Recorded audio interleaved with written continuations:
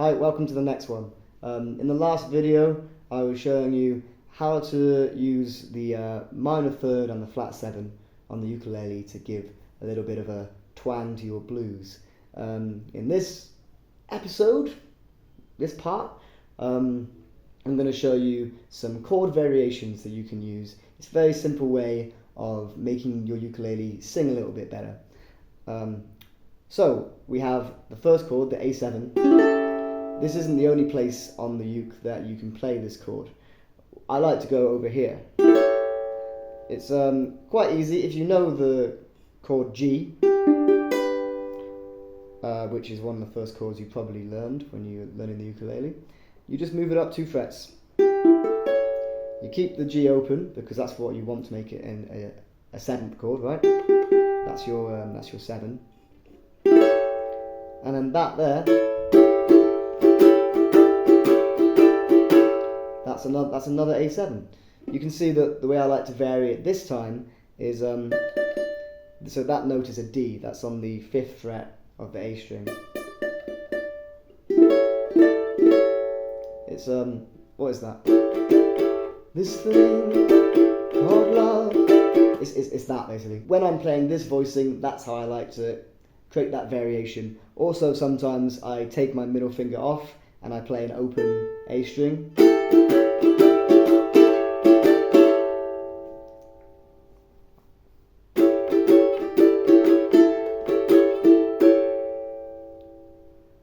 So the reason why I'm showing you this voicing is because sometimes I get a little bit bored of just playing chords. I like to switch between the different voicings. I'm not changing chord, I'm just changing the voicing.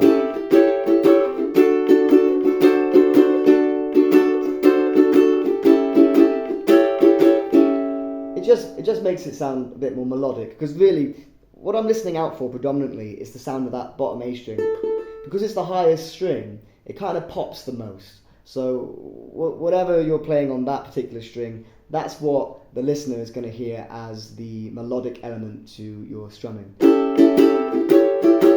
When I play that, what I'm really hearing is da da da da da da da da.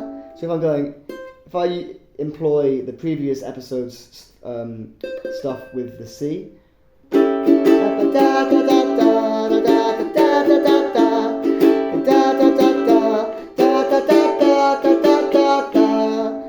do you hear how everything I'm doing on that A string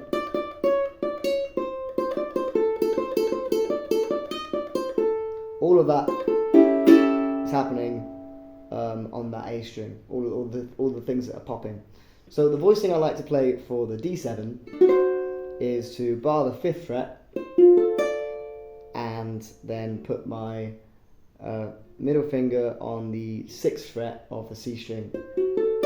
This is a voicing you can use for any 7th chord because there are no open strings.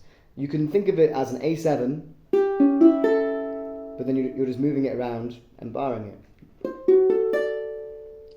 So that's the D7.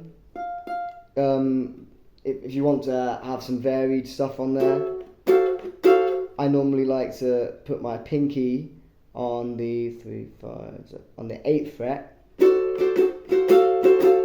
of the A string. It's that da da da da. What note is that? C, D, E. That's an E flat, right? So E flat's got a bit of a funky thing to it when you're in the key of A.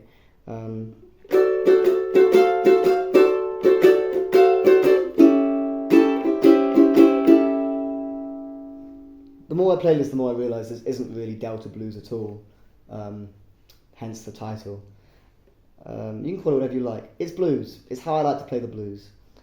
Sorry if that's misleading. So you can probably figure out the voicing that I like to use for the E7. There's actually 2 I like to go for. The first is the same thing as the D, but just up 2. So I'm barring the 7th fret and doing the same thing. That's the same as over here, right? And that's very handy because then you can go like this. So what I'm doing there is I'm including the in-between fret between the E and the D. It gives it a little bit of a staircase motion.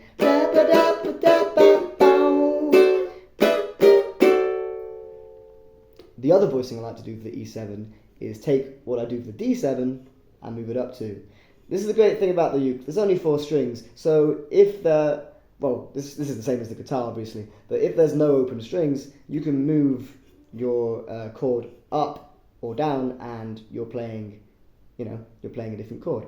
So I take the D7 and I move it up 2, and that's another variation of the E. So we got three voicings on the E there. We got the normal one with the open E string, and we have the one on the 4th fret here,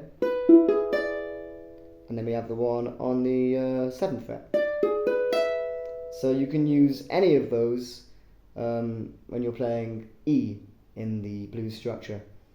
So I can be like, so let's skip to the final 4 bars. I could be like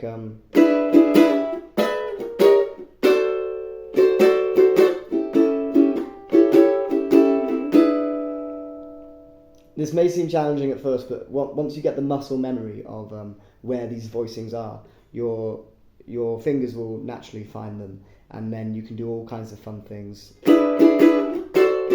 Sorry, that's not correct.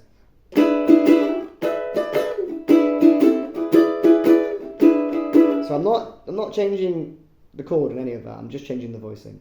So let's play a round of 12-bar blues using these voicings.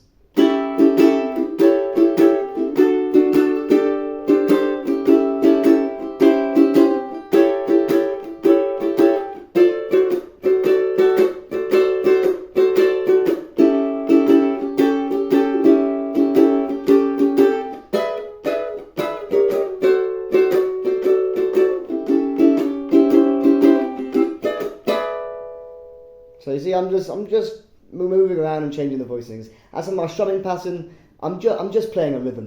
That's something that just comes with time. Listen to the blues, feel the rock and roll, and that'll come naturally. One last thing with these voicings, when I'm feeling particularly funky, I like to move from the voicing, move it down a fret, and then quickly back up, and it gives it a sort of what can you call it? A bit of a pep in your step. It's used all the time in blues, I feel like. I'm going up, down, and then on just one of the strums, I'm moving it down. So that a bit of a chromatic thing going on. That's the word, chromatic. Chromatic just means you're moving between all the semitones, right? Like all of the little semitones that aren't necessarily in the key itself. So this that's out of key. But when you just like slip into it, it just makes it funky. So the same thing you can do on the D or the E. Well, we do it on the E earlier. So you can just add that little chromatic flair. Chromatic flair, look at that.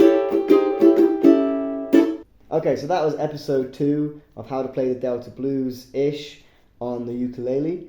So in the first episode we did the basic chords with the little flares. In the second episode we've done different voicings of the chords. In the next episode I'll show you some little riffs or licks that I like to use in between strumming, and that is the key element that makes this as close to Delta as I can get it. So see you in the next one.